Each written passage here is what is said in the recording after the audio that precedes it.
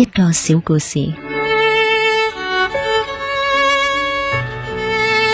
美國嘅科研人員進行過一項有趣嘅心理學實驗，呢個實驗叫做傷痕實驗。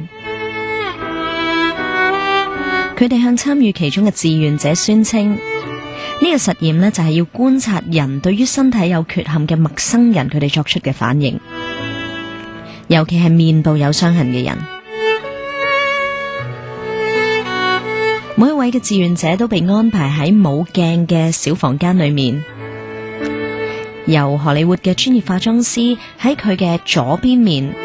做出一道血肉模糊、觸目驚心嘅傷痕。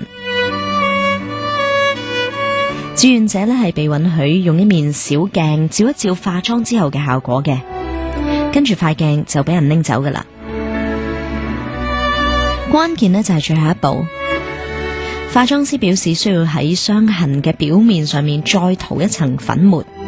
以防佢唔小心呢係甩咗嘅。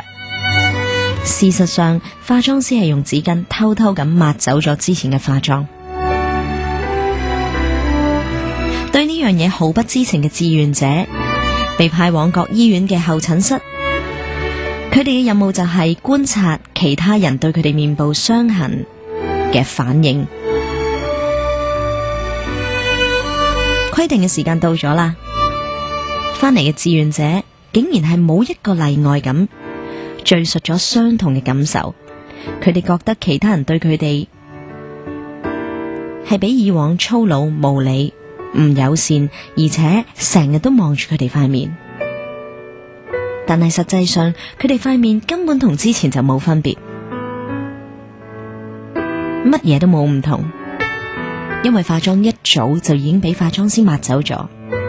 佢哋之所以得出咁樣嘅結論，係嚟自錯誤嘅自我認知影響咗佢哋判斷。呢一個其實係一個發人深省嘅實驗。原來一個人嘅內心點樣睇自己，喺外界就能夠感受到點樣嘅眼光。同時，呢個實驗亦都從一個側面咁樣驗證咗一句西方嘅格言：人哋係以你看待自己嘅方式嚟看待你，唔係咩？一個鬆容嘅人感受到嘅多數係平和嘅眼光，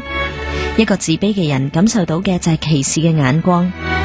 一個和善嘅人感受到嘅就係友好嘅眼光，一個叛逆嘅人感受到嘅就係挑剔嘅眼光。可以話，有點樣嘅內心世界，就有啲點樣嘅外界眼光。咁樣睇的話，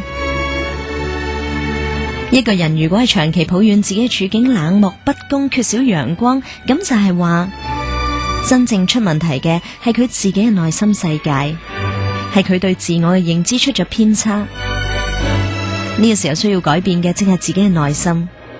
而內心嘅世界一旦改善，身外嘅處境必然隨之好轉。畢竟喺呢一個世界上，只有你自己先至可以決定人哋點樣睇你，同埋人哋嘅眼光。